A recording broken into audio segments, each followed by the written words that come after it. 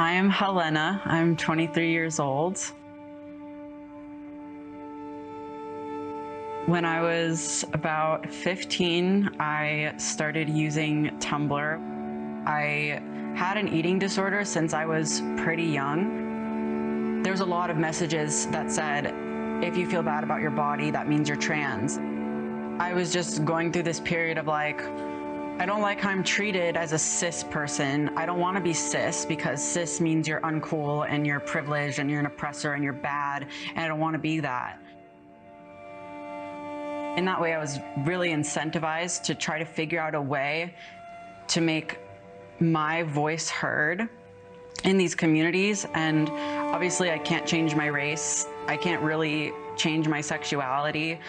So the only thing left was to start playing around with the gender stuff. So I decided to call myself a demi-girl, which is one of the 40 million genders. And that basically means that I'm mostly a girl, but I'm a little bit not a girl, which is just like, what does that even mean? And then after that, I went to demi-boy. And then after that, I went to gender fluid.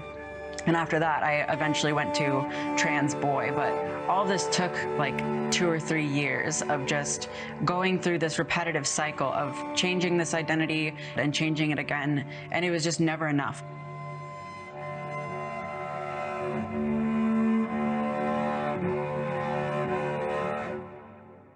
There was a lot of hopelessness for a long time, a lot of regret.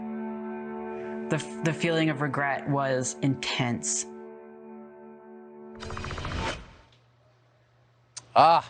It's a moving interview, and there's a lot more of it in the episode. Helena joins us on set now. Helena, thanks so much for coming on. There's something so sad about that. First of all, thank you for speaking up, because your voice does matter, I think, in this conversation. But you felt what every young woman I've ever met felt at a certain age, which is uncomfortable with yourself. And it feels like you were exploited at that moment of weakness. Yeah, absolutely. I mean, as you said, it's completely normal for not only young girls, but often young boys too, to feel uncomfortable with themselves, uncomfortable with their body. But we have this ideology that is especially prevalent online that says that if you have those feelings, that means you're trans. I mean, there are literally people who say, if you don't even like your voice on a recording, that's a sign of gender dysphoria, and you need to go see a medical professional because you're trans. Talk about taking advantage of people. So how do you, and this is all explained in greater depth in the documentary, but how do you feel now at 23 looking back on what happened?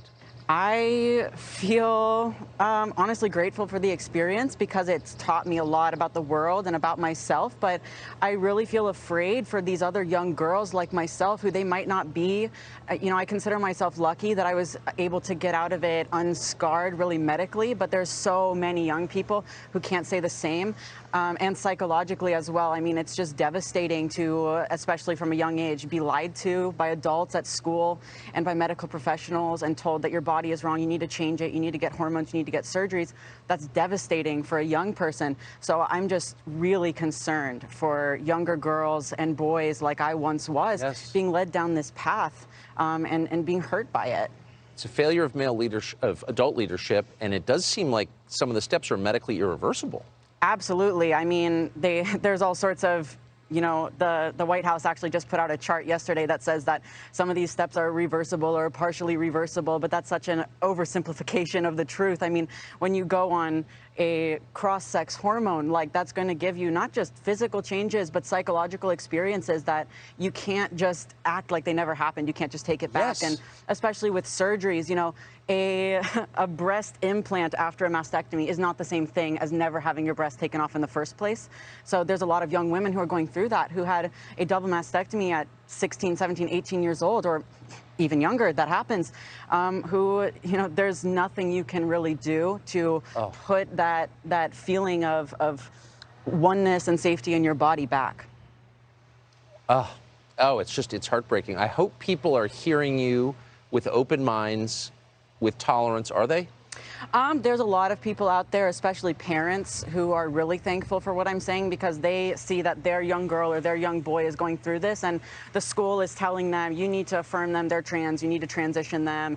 All their doctors are telling them you need to transition them. And these parents, they know that their child should not be having these cosmetic procedures. So there's a lot of parents who are really thankful there are other young people who are really thankful that I'm saying what I'm saying, but obviously, you know, you have the trans activists and the trans community that exhibits some very unhealthy kind of cult-like dynamics who are really upset about this. Man, you are so articulate and thoughtful at 23. It's it's remarkable. Thank you. People who have suffered like you have sometimes get deeper.